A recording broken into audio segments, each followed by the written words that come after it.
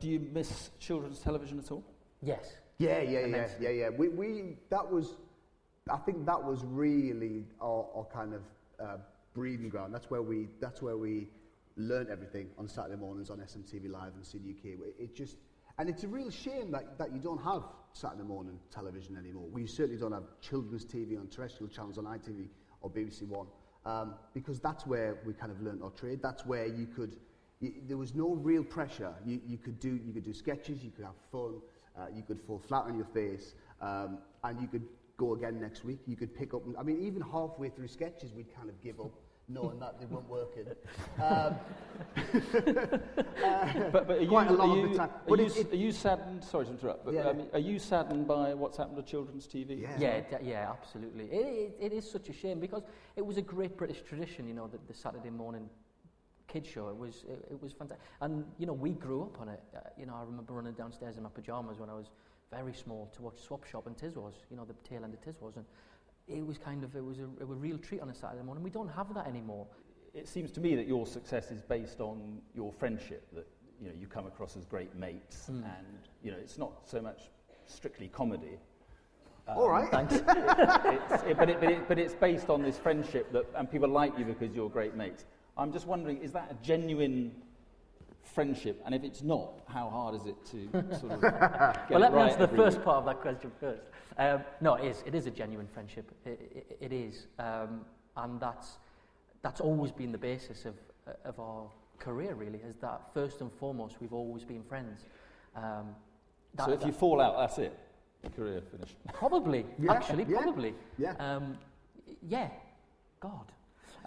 No, it probably would be. I think because it is first and foremost, we are friends. We socialise outside of work. You know, we holiday together. We not all of the time.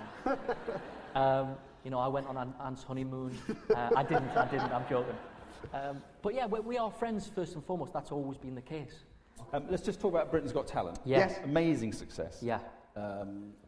But again, I mean, there are, you know, controversies surrounding it. What's your view about the whole issue of whether the contestants are emotionally prepared to go into these things and how they are treated? I mean, I'm thinking of Susan Boyle, obviously. Yeah.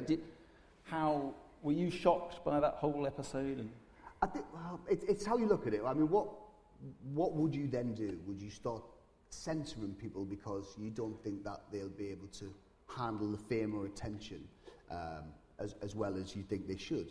You can't stop people coming on the show. And how do you? But you can. You can. I don't think. You shouldn't. I don't think is the answer. You can't turn around and say, I don't think she's going to handle it that well, so therefore we won't have her on the show. Because who are you to say that? Just because you don't handle it in a typical way that we all expect, or you know, we expect, the media expects, doesn't mean it's wrong. But if they're showing signs during the process, do you think that? The Susan Boyle one's interesting because if you think about it, she performed 3 times on Britain's Got Talent at her original audition, in the semi-finals and in the final. That's it. That's all the show asked of her to do, was perform 3 times. The show didn't camp paparazzi outside her house. The show didn't put her in the newspapers. No, but the show creates that whole atmosphere where the photographer's going to be interested in it. I mean, of course, they wouldn't be outside her house if it wasn't for the show. Of course. But you can't. But then it's difficult to turn around and say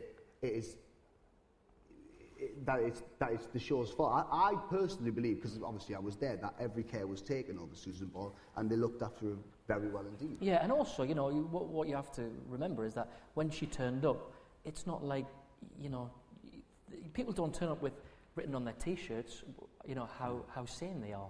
You know, you can't tell by looking at somebody. And on the day, you know, she's fine. She's a single woman who lives in a small town in Scotland who came along to audition to fulfill a dream. Now, how do you stand there and go, hang on a minute, you can't go on, we're not sure you'll be able to handle it? I don't think you can do that. She was an adult. I mean, what about with children? Is there a different issue with, I mean, we had the whole Holly Steele thing. Yes, we did. I mean, yes, I remember it. It was a great television moment. Was There's it? no question about that. In many ways, but what was that? Well, is it right that she should be subject to that kind of pressure, do you think? If she wants to be a performer, then yes, you know, I know she's very young. She chose to come along. Her parents chose to support her and come along for the audition.